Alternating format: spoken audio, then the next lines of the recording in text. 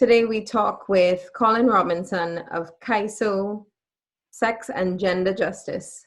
Colin is the Director of Imagination at an organization that is driving awareness and inspiration for the LGBTQIA community in Trinidad and Tobago. And we are excited to chat and learn more about what work is happening in the Caribbean at large, as well as in Trinidad, and think about the ways that the diaspora can connect with and support the efforts of people on the ground in Trinidad and Tobago as we work to reduce stigma and support the lives of so many of our Caribbean brothers and sisters and others, to ensure that we truly have equity and equality in the Caribbean.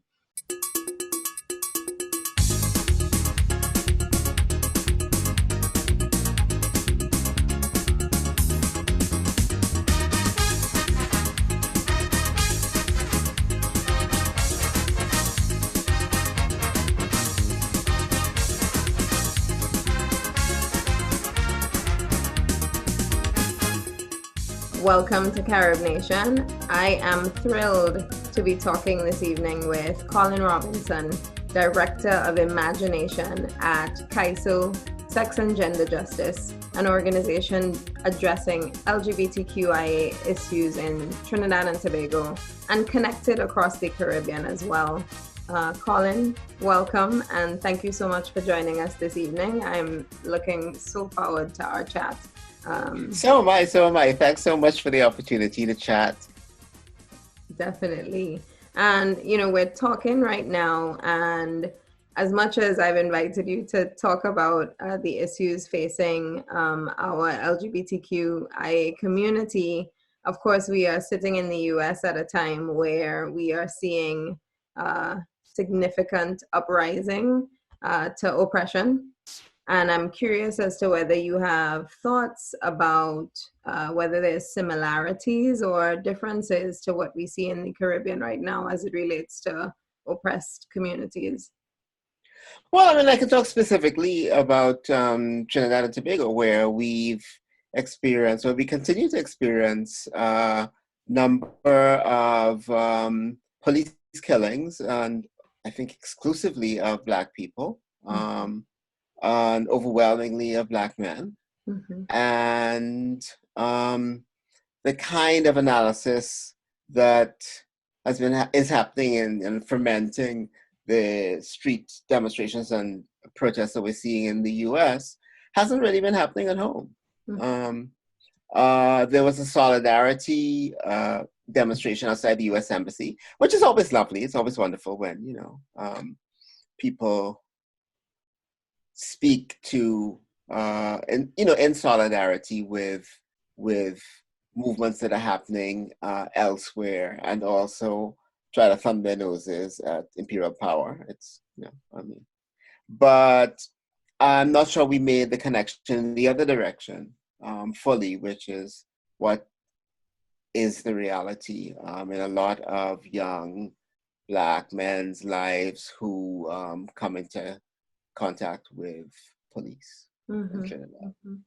Yeah. I think, we have a lot of reflection to do in Trinidad, not just about what's happening outside, but definitely how do these issues resonate in Trinidad as well. And that takes a lot of reflection. So I hope through our conversation today, we might recognize that there are some opportunities for us to also do some of that reflection as we think about the stigma that our culture perpetuates, especially with the communities that you work so closely with. That's the work that we do. The work that we do is intersectional. Our mission at CAISO is to build a nation that LGBTI people can share. Mm-hmm. We're looking to make sure that the nation is a home for everyone, that people enjoy equal opportunity and equal dignity. It's really simple. And for us to do it, everybody else has to get it too. Mm-hmm. Mm-hmm. Yeah, I saw a great post by one of our dear friends, Sharon Motley, yesterday, that said, we can't have any of the isms. Like it can't just be that we're working on racism. We have to work on all of the isms and phobias in order to create the society that we all want to live in. But we also have to make the work rewarding and meaningful. Very often when you talk about working on the isms, people groan. You know, it feels like going to the dentist. And the work that we do has to be because we care about each other, because we, you know, feel a certain sense of connection and commitment to each other that's driving the work. And we're not doing it because of political correctness or because, you know, teacher said so. Right. Yeah. Or it's the popular thing to do. It has to Right, right, fashionable. I really love that. Yeah. So tell me a little bit about CAISO and what led to the founding or startup of CAISO in Trinidad and Tobago. That's a long story, but I'm going to try and make it short. We will be 11 years old this month, actually. Yeah. And there are three routes that led to CAISO. CAISO was not founded, but might as well have been founded by Sharon and others on Emancipation Day in 2007. On July 4th of 2007, people woke up to their newspapers reporting about a Maxi Driver, and there was a picture of him in the papers with a gold tooth in his mouth and a rag over his shoulder. His name is Kenty Mitchell, and he'd been harassed and taunted for being gay. You know, was arrested for some trumped-up charge and left to languish in a filthy cell, stripped, naked. Policemen joking about his size. And there was this, you know, fat Maxi Driver who sued the state and won because he alleged he was discriminated against because he was a gay man. And there was an overwhelmingly sympathetic response because people could relate to his experience. And they were like, good for him. Yeah. And we were like, oh my God. Well, one, here's somebody who's not part of an elite, not connected, who's using the justice system and winning. And two, people are in solidarity. It was a watershed. Right. It was a watershed that led to an attempt to start an organization and to pivot the movement. There's a long history. People have been organizing around LGBTI issues in Trinidad and Tobago for decades. But the organizing was around health and around social spaces. We are the party capital, the LGBTI party capital of the Caribbean. People come to FET, not just in Carnival, but, you know, they FET all the time, you know. Right. Every weekend practically. You know, we've had bars that have, you know, publicly accessible. So that's what our movement did and did well. And in 2007, the movement pivoted towards justice and policy issues. Okay. But we didn't sustain the organization we tried to create. And then in 2009, a confluence of things happened. In 2008, the Organization of American States had passed its first General Assembly resolution on sexual orientation and gender identity. And people reached out to some of us in Trinidad and Tobago and asked us to send a representative to the General Assembly as a civil society representative in 2009. And we thought, let's send the young woman who's operating the 700-person Facebook group that's underground. It was the Velvet Underground. There was no other organization that had that large a base. She'll go, she'll get really excited, she'll come back home, and other people will catch that fire. That was our calculus. And then, so we set up a meeting for her on a Saturday, and she completely forgot and didn't come. But the Thursday before, at the cabinet, the post-cabinet media briefing, the gender minister announced that there was a new gender policy, and there had been one before in 2003, 2004, that had disappeared because people had protested some very small planks that talked about having a national conversation about homosexuality and rights. People thought that was offensive and imported. So the media asked, well, are there still issues around homosexuality? And abortion was another issue that was inflammatory early on. And the gender minister was very emphatic that the policy contained no such measures. And there was actually a paragraph in bold at the very beginning of it that said it contains no measures to deal with sexual orientation, if you didn't get it, or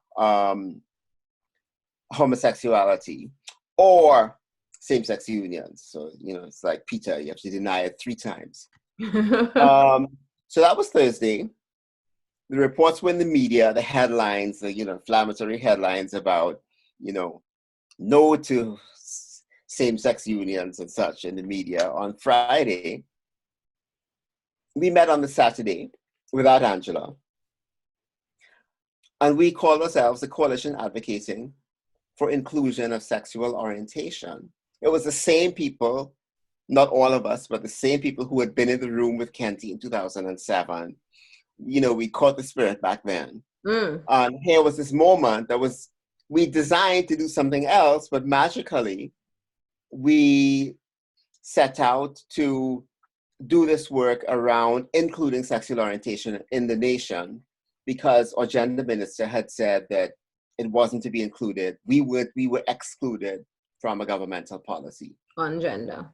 And CAISO became a household word because we took to the media repeatedly with our, you know, actually very smartly tailored acronym because, you know, we were singing a calypso on, you know, to the nation and on homophobia. But soon we realized that we were also concerned about gender and not just sexual orientation. We were concerned about trans and intersex people as much as we were concerned with gay and lesbian people. And so that wasn't a sustainable name. So we kept the acronym, which had become a household word. And we talk about CAISO, sex and gender justice. So it's justice around a broad range of sexual issues, as well as a broad range of gender issues. That's our mission. Awesome. And it sounds like the founding of CAISO came out of dealing with homophobia that was clearly prevalent at the time, at least from this government official speaking to the fact that we would not be including whole groups of people in this gender policy. What would you say is the culture around stigma and homophobia in Trinidad and Tobago right now? As a, you know, it's a long time from that policy having been discussed in Trinidad. What's the well, on the one hand, the government just implemented a gender policy that has the same paragraph in it. You know, so they're still stuck in the past in some ways. It's the same party in power that was in power then. So policy measures may not have shifted, but the needle has swung measurably towards a greater discourse around inclusion and people's understanding that LGBTI people are part of the nation and we have a voice. That people expect us to have a voice. The media expects us to have a voice. Right. And that's the biggest accomplishment of ours, that we're a consistent and reliable voice. We answer when the media calls. We stand up and talk about the issues that affect us. We're not afraid to. We put a face to this thing, this, you know, boogeyman, this, you know, thing that people don't completely understand. We actually give it space, we give it voice, we talk about it as a human being, as a brother, as a sister, as a co-worker. That's been our biggest accomplishment. But I want to address this whole thing about the homophobia. Homophobia absolutely exists, and it exists in very pernicious ways. It often is most insidious and troubling and destructive within families. That's where you see its real ugliness. But why CAISO was able to do what we've done is because of the opposite. Is because people have felt a sense of empowerment and an ability to claim space. And not just Kenty is able to stand up and say, I'm standing up for others, but other people have been able to come together, to appear in the media, to organize together. We now have, and I've lost track, over 8 LGBTI organizations in Trinidad and Tobago with specific niches, working on youth, working with women, working with trans issues, working with the arts, working with radical social work, you know, working with parents, bunch of stuff. And we work together. We work in coalition. But it's that sense of that sense of possibility, that sense that the glass is at least half full that has driven CAISO and our accomplishments. And there's this persistent narrative that we tend to paint, and we love to embrace that we're backward, you know, that we're homophobic. It's a culture. And we need to break that sense of ourselves. We need to break that sense of our governments. We need to break that sense, because it's a stereotype, and it's a racist stereotype. I've seen it operate as a racist stereotype internationally. How the Caribbean is this deep, dark place of homophobia where, you know, Larry Kramer, who just died and was celebrated, Larry Kramer wrote that people were waiting at the end of the jetway in Kingston to kill gay men when they got off the plane. I mean, that kind of imagination of the Caribbean we have to destroy, because that's what keeps young people oppressed.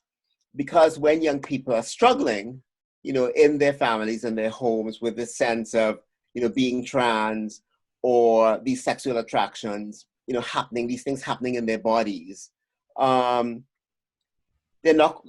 Now there's some visible places they can turn to. There's the Silver Lining Foundation, you know, with its Stronger Families program. But not that long ago, there weren't.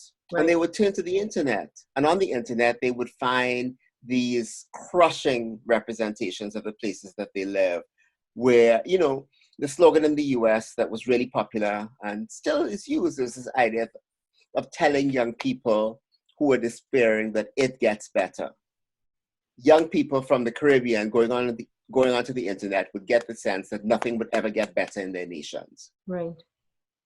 We have to end that. And the diaspora plays a really critical role in helping understand that there is organizing happening, there's leadership happening, there's strategy happening across the Caribbean. And often people in diaspora believe that nothing is happening and they're going to parachute in and take charge and save us all. Come in on a white horse and save everybody. Yeah, and that's not everybody.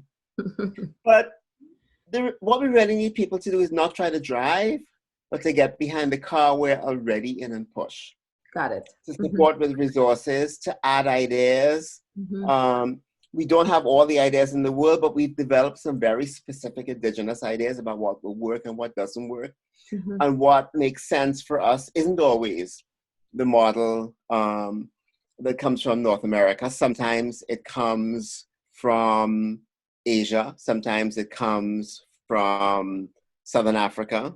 That's what we found by talking to activists in different parts of the world. They're interesting things that we can draw on that are useful. I mean, we came up with the handprint as CAISO's logo, and we discovered that there's another group in the Far East that's using, in the Near East that's using it.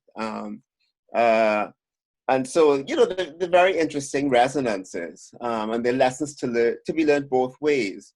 But it's really important to attack that stereotype of, you know, we just more homophobic. St. Lucia has banned employment discrimination based on sexual orientation. They did that in 2006. Who knows that? Who knows that that's an example that government in the Caribbean can do that? You know, you can do that. The sky is not going to fall. The Bahamas decriminalized legislatively. Nobody went to court. Nobody sued. The parliament said homosexual sex is no longer legal 2 decades ago. Caribbean governments can do these things. The government in Barbados, the drainage minister, as I call him,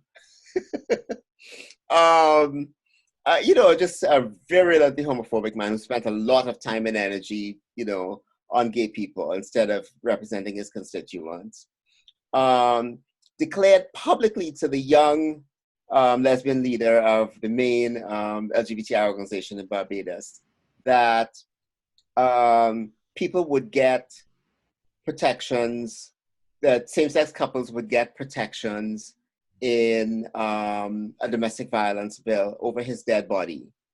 Well, he's still alive, but his prime minister passed the bill.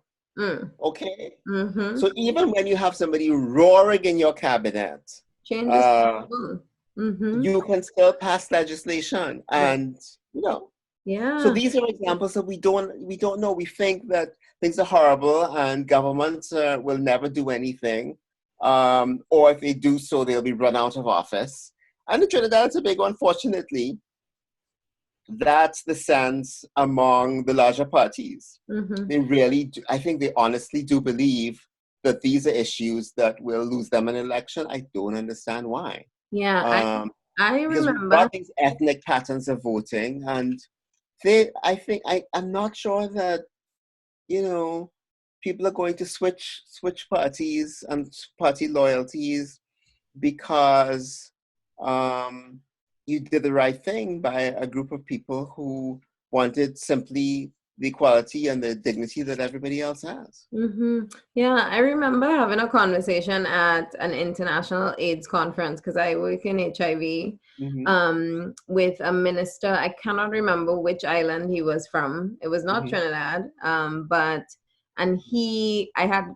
asked him, let's talk about some of the anti-sodomy laws that are on the books in the Caribbean. This was before we had any movement on the laws in Trinidad. This was 2008 in Mexico City.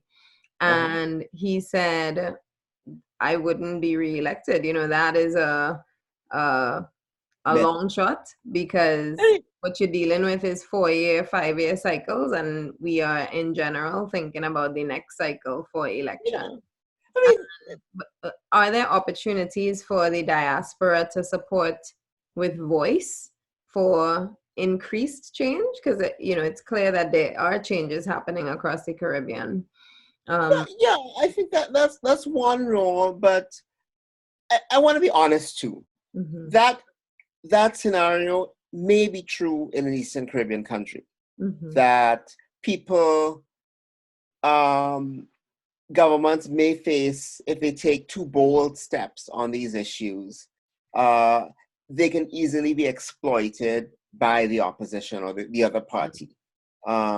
We've seen that happen. We saw that happen in Barbados, and the party that did it lost every seat. So sometimes it backfires, but that's not the only reason they lost the election. It just means that the more desperate you are, you turn to those sorts of measures. So, but the fare among Eastern Caribbean politicians, I think, is more realistic than the fare in Trinidad and Tobago, where, as I said, ethnic voting plays a really important role that counters that. But I wanted to get to another point, which was around sodomy laws. They're critical moral symbols. Engaging them takes a lot of energy. If you're going through the courts, they're long-term battles, because it's 3 different, you've got to do it at the high court level, then at the appellate level in the region, and then at the Privy Council or the CCJ. So it's a long-term investment. They're incredibly polarizing. They bring out a real sense of people winning and losing and having positions. And at the end of the day, they are not enforced. Right. No one is being sent to jail. Well, not no one.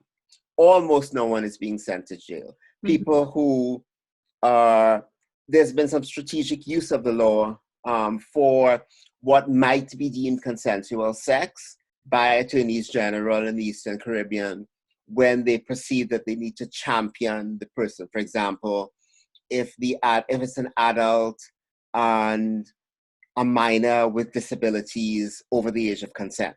There's been a prosecution like that. But hardback men and women having sex in private and not being sent to jail anywhere in the Caribbean. Right. So you invest all this energy in getting rid of these laws that are not being enforced. In Jamaica and in Trinidad and Tobago, we have begun to question why these laws have become such a fetish, why the international community is investing so heavily, and the diaspora in getting rid of those laws, when those are not necessarily the things that are affecting cultural homophobia. That there are other ways, employment discrimination protections, those are actionable. Right. You can get your job back. You can get money compensation. You don't have to remove the sodomy law to do that. You know, St. Lucia has those protections. Botswana does. Originally, Caribbean parliaments believed that they couldn't enact those provisions with sodomy laws in place. And then parliaments all around the globe, and right in the Caribbean, did it. So, what we've seen of late, folks in diaspora coming into the Caribbean to launch sodomy law challenges, believing that there aren't litigants at home capable of doing so. But we can win those things. They'll be terribly polarizing. We'll have won. Other people will feel wounded and that they've lost. We'll have got rid of an unjust but unenforced law on the books. And how sustainable is that? How sustainable are those changes in terms of eroding cultural homophobia? Right. We believe that discrimination protections, addressing bullying in schools, and homelessness, that's one of the biggest issues. How people are pushed out of their families and forced either into vulnerable housing or onto the street. Those are the three key issues that are really affecting people's daily lives. The law that affects people's lives the most in Trinidad and Tobago is the loitering law, because it's used to arbitrarily arrest trans people who happen to be on the street corner, whether they're doing sex work or not, who are swept up, paraded through court, and the media conveniently report in intimate florid detail about the color of the dress and the length of the hem and the type of shoe, in addition to their name and the area in which they live. Those are people's lives. The mental health issues, the sense of not really, of consistently, receiving these messages that your lives aren't worthwhile. Right. And so people stop seeking justice. There are ways in which people have got redress. Kenty, 13 years ago, got a judgment. You can use the system, but you feel that you can't. It's costly. It takes a lot out of you psychically. The cost of justice seeking are high. So we need to be much more strategic and targeted and grounded in what we choose to spend resources on in terms of changing laws or making change. We need to use strategies that are tailored to local conditions. And we want to do things where we're getting a win in the short term. Right. So people feel motivated, Yeah. So very often diaspora people, again, want to drive the car. And we keep saying, gosh, we driving already. We know where we're going. Come talk to us first. Come talk to us. Buy some gas first, or go behind and push now. Right. Find out what we need. Right. So, Colin, you talked a little bit about mental health, and as we're talking about some of the, you mentioned cultural homophobia, homelessness, violence. What are some of the effects of this cultural homophobia on the mental health of especially young people within the LGBTQIA community in Trinidad? I mean, ultimately, the shorthand is people feel they're not deserving. Okay. They're not deserving of life. They're not deserving of justice. They're not deserving of achievement. And so they don't do all those things. They don't live up to their potential. Some people cut themselves, you know, and that's what we need to restore. We've done work within families. Many of them are reluctant to come forward because they don't want other people to know. They're very concerned about public perception. So the parents, even though they want to be supportive, they don't want to go to a support group with other parents to know their business. So it's a bit of a challenge. And being able to train people in the core school student support system. You know, we've done trainings with teachers and with guidance counselors. So schools are doing a better job of building resilience and supporting young people, because they're not always identifying. They're not always going to an LGBT identified resource. So you need to train the mainstream system so that it's able to respond sensitively to their needs. And often teachers are the first people. I mean, a teacher was the first person I went to, you know? Yeah, definitely. And the other piece that I think we've been talking around it, but as I've been mentioning LGBTQIA, but what are the communities that you work with specifically in Trinidad and Tobago right now through CAISO? You mean because the communities of identity? Of identity, yeah, and gender. I mean, we're an umbrella group. So again, there's the Women's Caucus, there's Silver Lining Foundation, which works with young people. There's the Trans Coalition. So there are organizations that are doing targeted work with specific communities. What we do as CAISO is convene those groups. That's one of the things that we do. And in addition, we work with our broad mission is sex and gender justice. The other thing that we do a lot of is alliance building outside of LGBTQIA, you know, all that cluster of identities outside of those groups of people who experience injustice based on sex and gender. We've done work around ensuring that nonprofits can be sustainable, scaling back a bad law that the Attorney General tried to pass in the name of money laundering, making sure that sex offender provisions are meaningful and effective and not just based on, you know, panic and fear.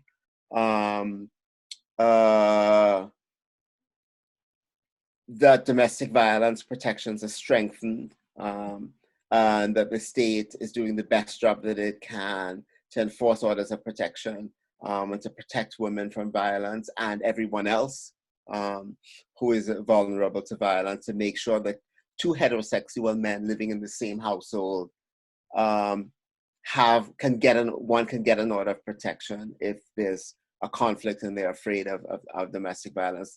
The easier remedies, they don't have to use the other remedies that you wouldn't go tell a woman whose husband was beating her, you know, to go to the high court and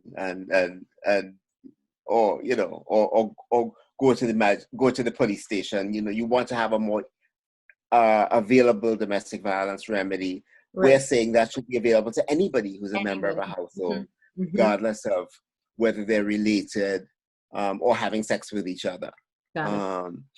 So we do an incredible amount of alliance building work because, again, our mission is to create a nation that we all can share.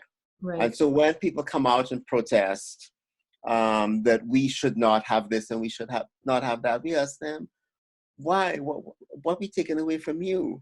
You know, share the nation.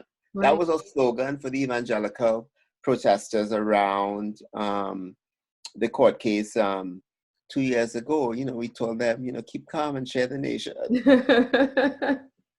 So, and that's the other thing that we do. We try to be playful. because you can't do this work long term and be serious Yeah. and bite up. Well, with a name like CAISO too, it sounds like, There you you go. know, CAISO is calypso, is Yeah, enjoyable yeah. also. It's not just serious, Uh-huh. serious all the Right. time. But And I am the director of imagination. uh, which I still want to get a little bit more information on. But as we think about expanding and or reducing cultural homophobia and expanding awareness, can you talk a little bit about the sex aspect of your work and what are ways that we could continue to encourage expanded understanding of sex and sexuality in Trinidad and Tobago? I know comprehensive sex ed is something that groups have been advocating for. Yeah, Tell me a little bit if parents have CAISO been is advocating advocating for for, and they still can't get. that. Mm, Parents groups have been leading the charge, but the government won't do it. But we have a minister of education who's often been called a dinosaur by a whole bunch of different constituents. okay. Mm-hmm. So that's been one of the key barriers. Mm-hmm. But it's necessary. Pardon? You would say comprehensive sex education is necessary. Well, if we want young people to grow up into, functioning, smart adults who are not at risk of sexual abuse and pregnancy, that has nothing to do with being gay. Right. It's just a thing that we owe young people, because their parents don't know how to do it very often. Their parents were not taught how to. Mm-hmm. Parents have an absolute right to teach their children about a whole bunch of things. A lot of them don't. Mm-hmm. And if we're interested, if schools are supposed to be preparing young people for adulthood, helping them understand the facts and the emotional, aspects of sexuality, because they're going to grow up to have sex. Mm-hmm. Mm-hmm. And, we know scientifically that talking to them about sex, honestly, doesn't make them go out and have it. In fact, it may have the opposite effect. Right. That it may slightly decrease people's, certainly it improves their safety. Mm-hmm. And their knowledge. A lot of young people end up in first sexual encounters because they just didn't know. They didn't know they could say no, a whole bunch of things. So yeah, comprehensive sex education is important to us, but it's also important to parents. Parents groups in Trinidad and Tobago have been advocating. Our job, first of all, is to be playful. So that sex, because we're very playful around sex in Calypso and with innuendo, but we don't use that to teach. We don't use that to help people understand. And that's I think that's a useful starting place. Mm-hmm. Age appropriate, playful. Yeah, but also we're not trying to talk to young people directly. We're trying to talk to the people who talk to young people. To the teachers and the supporters. Yeah. Mm-hmm. So, learning to not be so tight, whatever, fill in the blank, about the issues. But it's really challenging to help people understand gender identity. And so you've got to find more interesting ways of one, showing up as a trans person is helpful. Right. But also, making the issues relatable, that these are not, gender studies, textbook. They're not rigid either. It's not rigid.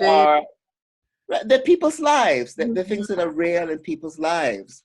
And so educating the media has been a part of it. We had to do a guide for reporters when they were covering the trans case at the Guyanese case, trans Guyanese case at the CCJ, at the Caribbean Court of Justice, which is in Port of Spain.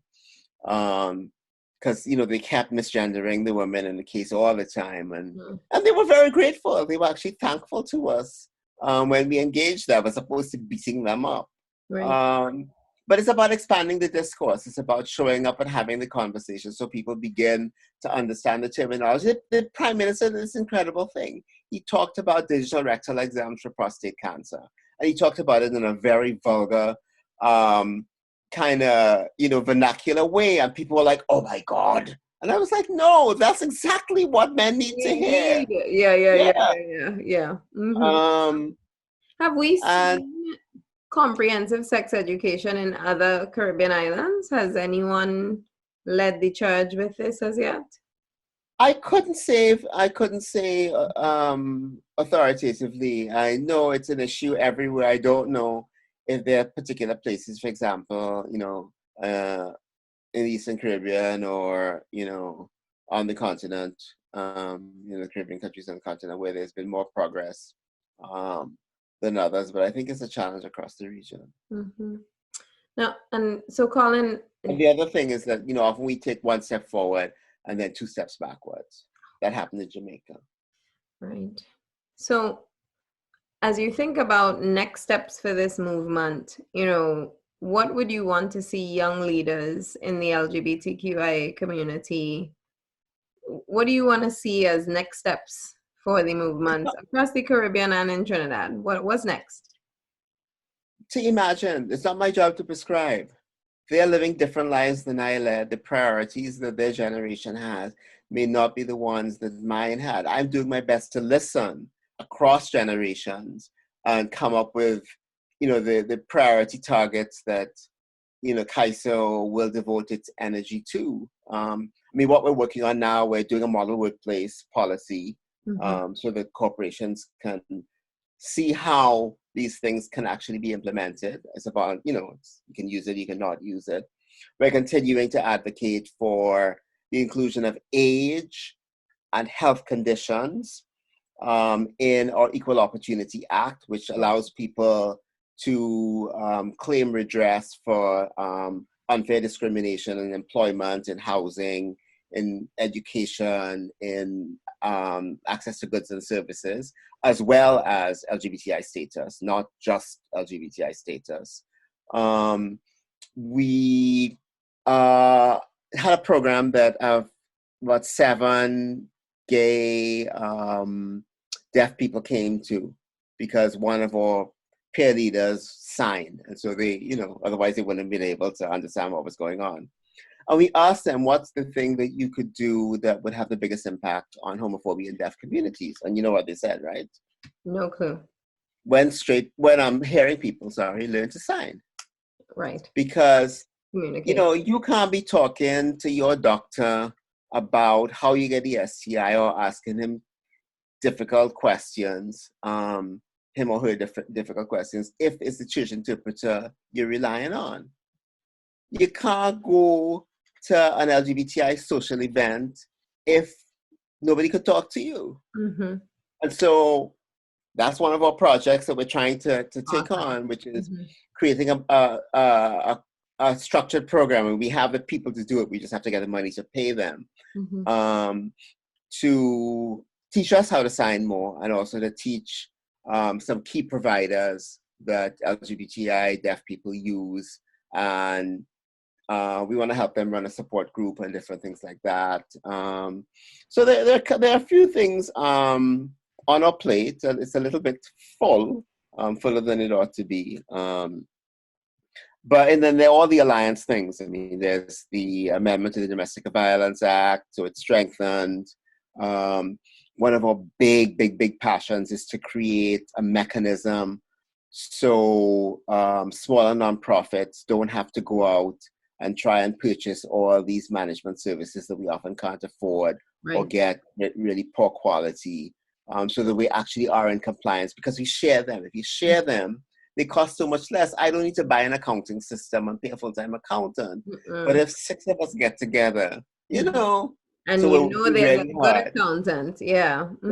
So we're working really hard on trying to make that a reality. We have a very ignorant health minister who believes, who pats himself on the back, and he's been extraordinarily successful in talking about, in taking leadership in the COVID response and citing international public health compliance, and we did it the right way. But he has decided that despite international public health guidance and CARICOM agreements and all of that, and money available, he is not going to give people pre-exposure prophylaxis for HIV. If people want to stay negative by taking drugs, no, you can't get it. The state will not facilitate you getting it because he's just worthless and bad mind. And we Because need the people, toolkit, he right? believes that we, that we PrEP is shouldn't. one of the tools in the toolkit. It's one of the tools that we need to have in the toolkit because it has shown. And this is what international public health stuff says, but all of it, he's very conveniently, it doesn't apply there. And so yeah, we'll be campaigning against him when he runs for re-election. Yeah, for the audience, you mind sharing a little bit about what pre-exposure prophylaxis is? Sure. Pre-exposure prophylaxis is quite simply taking the drugs that people with HIV take, which can prevent you from getting HIV.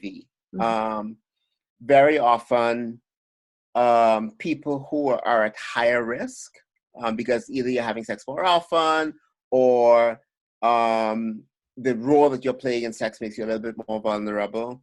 It's an additional measure of protection. It's voluntary. You don't have to take it. But it's a way of being a little surer and taking up front, taking responsibility. It's a pill a day. A relatively simple procedure, and it's got a higher effectiveness than, for example, using a condom. So, and the kind of mistakes that you can make with a condom are you're less likely to make. You don't have to, you don't have to have it at the moment. It doesn't break or slip off. It's a pill. You take it. Yeah, and it's been proven internationally to be effective, especially among men who have sex with men. The problem though, it's not been properly tested with women. Yeah. So the research is there. Why wouldn't we implement it? So I only hope that we begin to take on the sense that we've taken on with this COVID-19 across all other practices with public health. So people in diaspora, call Terrence Deyalsingh, the Minister of Health, the Member of Parliament for St. Joseph, and tell him to give your brothers and sisters in Trinidad and Tobago who want PrEP. Do that for me, please. And, you're wrapping us up so well, because I was going to ask lastly, like what, based on the conversation we've had, I heard that especially people who are across the diaspora, instead of coming with your ideas and just taking it and running. No, come with the ideas. We want the ideas too. We want the ideas, but what strategies or what would you say are the top 3 tips that you would recommend for the diaspora as you think about how should they engage in this issue in the Caribbean and Trinidad and Tobago specifically? Write checks. Awesome. And not necessarily in this order. Write checks, listen, and find out what people are already doing on the ground. And ask those people how you can support their efforts. Awesome. Colin, thank you so much for taking the time to share. I think we've touched on so many different topics, from comprehensive sex education to mental health to definitely opportunities for the Caribbean diaspora to engage and get involved to support the needs of the community in Trinidad and Tobago and the wider Caribbean. But also we talked a little bit about opportunities for us to advance public health and to ensure that we are supporting the safety and health of the LGBTQ community in Trinidad and Tobago as well. Thanks a lot for taking the time to chat with us. And for our audience, I hope you gained a whole lot of information from Colin. I'll ask him right now to share how can our community get in touch with CAISO as you continue to do your work in Trinidad and Tobago. We've got a pretty active presence on Facebook. I know it's a generational thing. We're boosting up our IG presence as well. But on Facebook, you can find us at facebook.com/CAISO, CAISO. And our email address is caisott@gmail.com. Awesome. So you've heard it right there. Definitely reach out. We heard that the best ways to support are through checks, to listen to the community, to hear what they need, and to support the community as they are working to address those needs. Definitely ideas are valuable, but we don't need to reinvent what might already be happening on the ground. So let's really think about how we address cultural homophobia in Trinidad and Tobago and be as supportive as possible across our Caribbean diaspora to ensure that we get to a place where we really achieve equality. Thank you so much for signing in.